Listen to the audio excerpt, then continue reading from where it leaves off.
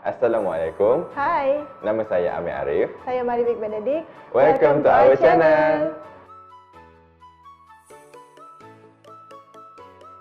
Jadi, isu pertama yang The Risalah Moden akan bincangkan hari ini adalah berkenaan dengan Neelofa. Seperti yang kita ketahui, kita lihat di rata-rata media sosial sekarang ni berkenaan dengan perkahwinan Neelofa yang tidak mengikut SOP dan juga bisnes honeymoon mereka dilangkaui. Perkara ini telah menimbulkan pelbagai tanggapan negatif oleh masyarakat kerana pandemik masih belum berakhir. Jadi, what's your opinion about this situation? In my opinion, kita tak menghalang suatu perkahwinan itu.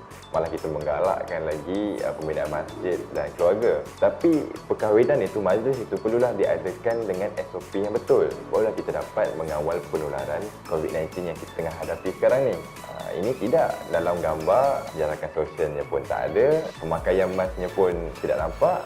Jadi macam mana kita nak mengawal penularan tersebut? Bukan itu je, Vic. Perkara ini seolah-olah membawa semula isu double standard yang memang sangat sensitif dalam masyarakat kita sekarang ni. Di mana kalau perkara ini berkaitan dengan selebriti ataupun artis, perlu ada masa yang panjang untuk kita keluarkan keputusan. Tapi kalau kena dekat rakyat biasa, rakyat marhin, sudah tentu kita akan terus on the spot dapat surat samban tersebut. Tak habis lagi dengan isu perkahwinan Neelofa tadi, datang pula isu bisnes honeymoon dia. Pada pandangan saya sebagai seorang artis lah, kita tak perlulah terlampau expose, tak kira lah kat mana, dekat social media ke, kerana perkara itu akan menimbulkan salah faham dan kemarahan dalam diri netizen-netizen yang beranggapan, oh kau artis, kau bolehlah pergi suka hati, pergi bercuti dan sebagainya. Walhal sebenarnya mereka pergi atas urusan kerja. Apa pandangan Vic pula? Sebagai seorang Neelofa, dia kenalah tahu bahawa penjagaan SOP itu adalah our top priority untuk masa sekarang ni untuk mengekang COVID-19. Untuk semua orang kenalah faham dengan situasi sekarang ni agar kita dapat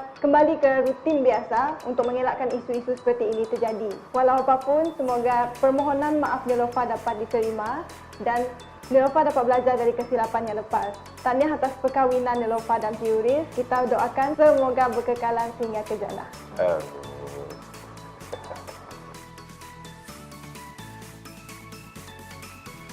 Okay, tajuk kedua yang Risalah Moden nak bincangkan pada hari ini ialah berkaitan dengan undi 18. Ramai 18 remaja dari Persatuan Pengundi Muda bertindak untuk menyaman Perdana Menteri Malaysia, Kerajaan Malaysia serta Suruhanjaya Pilihan Raya SPR kerana beranggapan bahawa tindakan SPR untuk menunda undi 18 adalah tidak rasional, tak sah dan tidak berpatutan. Mereka memohon deklarasi daripada mahkamah dan menuntut hak untuk mengundi menjelang Julai 2021. Mereka yang terdiri daripada 18 hingga 20 tahun ini bertindak sedemikian kerana beranggapan bahawa perkara tersebut telah mencabul hak anak-anak muda. What do you think about that?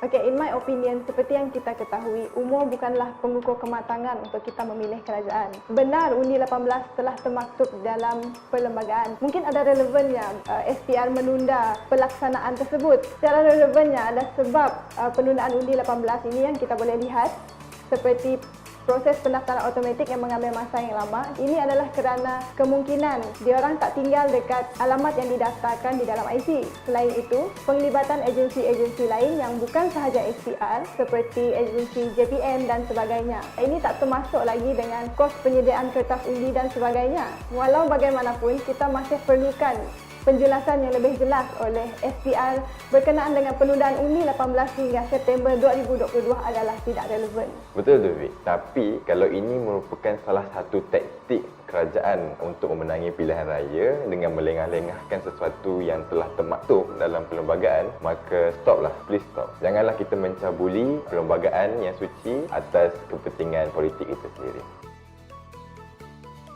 Seterusnya, kita akan bercakap tentang konflik yang berlaku di Myanmar. Seperti semua ketahui, Myanmar tengah menghadapi isu genting di mana berlaku rampasan kuasa oleh tentera. Dalam demonstrasi secara besar-besaran di Myanmar, seorang remaja berumur 19 tahun yang dikenali sebagai Angel telah terkorban di mana dia telah mati ditembak di kepala. Dan perkara ini telah mengundang kemarahan dan kesedihan seluruh dunia. How do you feel about this, man? Personally, Vic, bila saya tahu pasal isu ni, perkara ni, ia menimbulkan satu perasaan marah dan sedih sama masa yang sama untuk saya. Kerana apakah erti sebuah kerajaan kalau kerajaan itu sendiri sanggup untuk membunuh rakyatnya sendiri? Antara perkara yang diperjuangkan oleh Angel dan rakyat-rakyat di Myanmar ialah berkaitan dengan demokrasi. Demokrasi is the government of the people, by the people and for the people. Dan salah satu perkara yang berkaitan dengan demokrasi ialah hak untuk bebas bersuara. Jadi peristiwa Angel ditembak di kepala menampakkan kerajaan itu memang satu kerajaan yang kejam, yang mana mereka shoot to die and rule to conquer. Isu Angel di Myanmar ini sebenarnya menunjukkan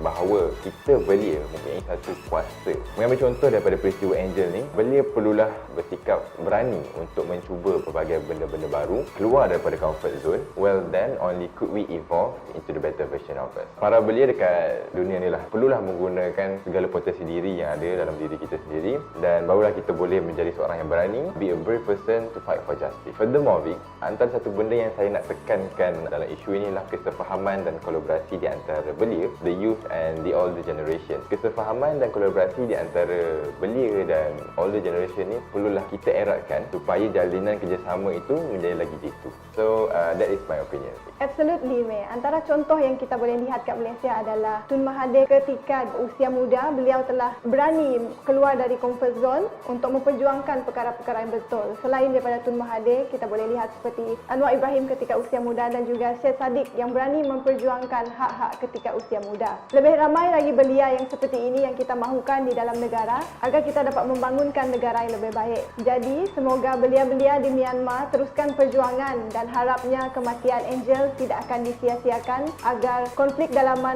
dapat diselesaikan dengan secepat mungkin. For the tribute to Myanmar, we would like to end our video with a symbol of resistance. Don't forget to like, share and subscribe. See you next time.